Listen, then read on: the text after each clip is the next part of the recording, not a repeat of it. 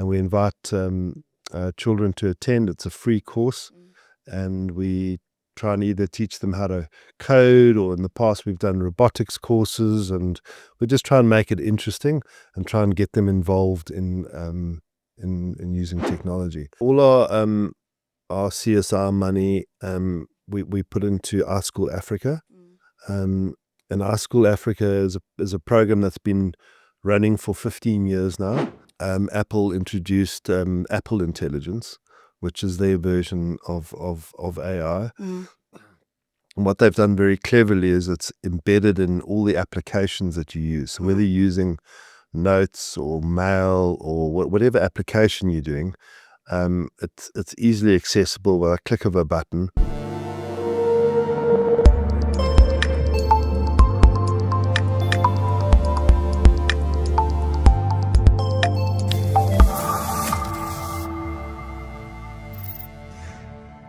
Welcome to ITWeb TV with me, Kensani Kwashu. From Apple products to premium customer experiences, iStore has become a household name in South Africa's technology landscape. Today on ITWeb TV, we sit with Chris Dodd, CEO of iStore, to unpack the business of innovation, the future of retail in a digital-first world, and how iStore continues to shape the way South Africans interact with technology. Thank you for joining us, Chris. Welcome. Thank you for having me, Kensani. It's great to be here. iStore has become a household name in South Africa. What would you say has been the key driver behind that success? Kensani, it probably goes back to where we started the iStore journey way back in 2005. We wanted to create an environment that customers could come in and try our products, get help from our technical consultants, experience the products. Apple's all about experiences, and the sort of environment that was created lended itself to exactly that. Technology was just getting going back in 2005. There were no smartphones back in those days, so technology was very new to people. So I think it's the environments we've created are very conducive to engaging customers and assisting customers and training customers and helping them along the way. So I would say it's that. Okay. How is iStore adapting its retail strategy in a world where online shopping is growing so fast? I think we're embracing it. You're right that the online sales are picking up across the world and here in South Africa. So we've adopted a omnichannel strategy. So what that means is we've given the customers the ability to, either come in store as they used to, or shop online and then come into store and still physically buy. Or we've got a very robust e-commerce platform, and we've tried to make it as simple as possible and as quick as possible. So to give you some ideas of that, customers can go online, do a click and collect, come into the store virtually immediately and pick up their product if they want to physically pick it up, but pay online. Alternatively, we have various delivery options. I said to my guys some years back, if you can order a pizza and get it within under an hour, why can't you do the same for an iPhone, right? So we developed a system where we could do that. So now if you order before a certain time of the day, you'll get your Apple products within the hour. So that's a nice service. We do same-day delivery quite frequently, and scheduled delivery, so you can decide which day and when you want it. So we've really tried to make our e-commerce and the delivery of the product very flexible and to suit the customer. Okay. I recently attended one of your events where you announced the launch of your AI Skills Hub. Can you please share more on that? Yes, I think the Apple computers, particularly the latest set of Apple computers, are extremely powerful. They're using the M4 chip. And what we decided to do is string a bunch of the Mac Minis together to really create, somewhat of a supercomputer. What we realize is that there's lots of youngsters, young entrepreneurs out there. They don't necessarily have the means to access such technology. So what I announced was We're launching this firstly at the our Santon head office, and then to other locations around the country. And the whole idea behind it is to have this technology available for students, for entrepreneurs, for people that want to stress test their AI models but need more computing power in order to do that. They can come in and use the equipment that we've provided. It's just another way of we believe we've got to equip everyone with the best technology, and that's what's going to help them succeed in life and succeed in their businesses. And this is one of those ways we can do that. Okay. And what is iStore doing to bridge the digital divide that exists in South Africa? So there's a lot we do. Firstly, we do lots of training. We have something called iStore Meets, where we get, for example, professional photographers that come and explain to our customers how to use the iPhone camera, and how to take great photographs. And we get professionals in where we need to help educate our customers. We use our own staff that are well trained on the products to host online training sessions for our customers. We do in-store training sessions. So a lot of it's trying to upskill people and get them to get the best out of the products they buy from us. We do a lot of work in schools through our partnership with Our School Africa, where we try and upskill teachers so they can train using technology at the same time. I mean, the youngsters, you don't need much training; they sort of adapt to it immediately. But also getting them onto the latest Apple technology, and just showing them different ways of learning. And then I think if you look at it from another angle, we also getting people onto products. We're finding creative ways to get people into Apple products by selling pre-owned devices, for example, using our trade-in program to make devices more affordable. So there's lots of ways we're trying to tackle that problem. Okay, I was going to ask you about affordability, because you know that South Africa faces unique challenges with connectivity and affordability. So I wanted to know, how are you innovating to meet local needs? I think affordability, as you say, is key in this country. It's the economy's got tighter, and people's money isn't going as far anymore. So affordability is very key. And as I mentioned, that trade-in is probably our foremost affordability offering. So we've benchmarked against other companies, including Apple, around the world, and we really do offer the best trade-in rates around the world for Apple products. And then customers use that to offset whatever they're buying. So that's a great affordability mechanism. We also offer all three major cellular networks in our store, so MTN, Vodacom, and Telkom. And through those network providers, we can fund people's iPhones and other devices, so they can pay it off on a monthly basis. And then we have a whole slew of other affordability offerings, from the buy now, pay later offerings, to some bank finance. For SMEs, we offer some different financing. So in every respect, we've got some form of finance product that'll suit the customer. And more recently, when we opened our Maponya Mall store, we actually introduced lay-by, and that's now picking up, and we've launched that in a few more of our stores and around the country, and even that's proving to be quite successful. So I think we'll carry on experimenting with that. Okay, that's great. April is big on sustainability. How does iStore localize that? So we also big on sustainability, and through our trade-in program, instead of these older Apple devices or Android devices sitting in somebody's cupboard, we're giving people value for them, and therefore they're not ending up on landfill or in the dustbins. They actually can be, we take them into our facility. We've got about 50 people that work in that production line of changing batteries and screens and replacing parts that need to be replaced, etc.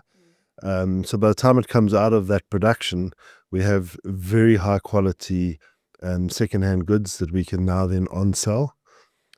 So we've actually opened up 3 with a 4th on its way, pre-owned stores, and we sell them through those stores, and also in our main stores, and that's been a good business for us, and that's does a lot of good because it helps the environment, but B, it lowers the price and opens up the Apple opportunity to so many more people. Like students, for example, they can start on an iPhone 8. One day that student's going to be our iPhone 16 customer. So it gives them the opportunity to get into the product. We also then, when we do trade-ins, we take people's cords and chargers and all of that sort of thing. All of that gets recycled as well.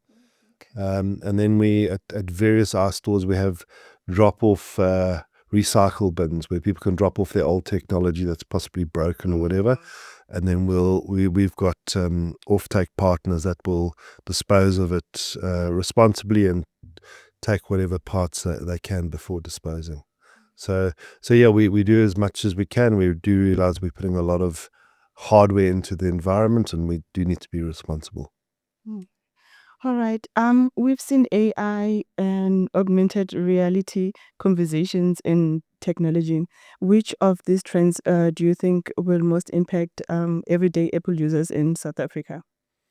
Well, I think, for example, artificial intelligence has been impacting Apple users for many years.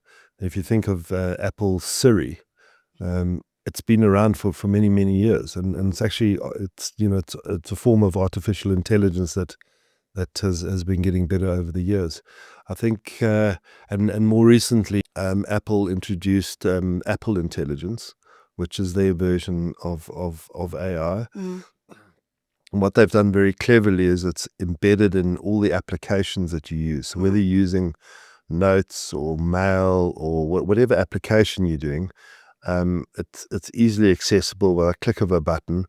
If you need generative AI, it can also then break out into ChatGPT. So they've made that super easy to use on all the Apple devices.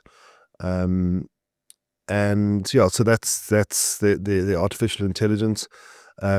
They've also the Apple Vision Pro. It's not available in the South African market yet, but that's going to open up a whole lot of other opportunities with augmented reality and those types of things. So Apple, it looks like they're doing a lot of experimentation in that. And when that product eventually comes to the South African market, it'll be interesting to see how customers react to it. Yeah.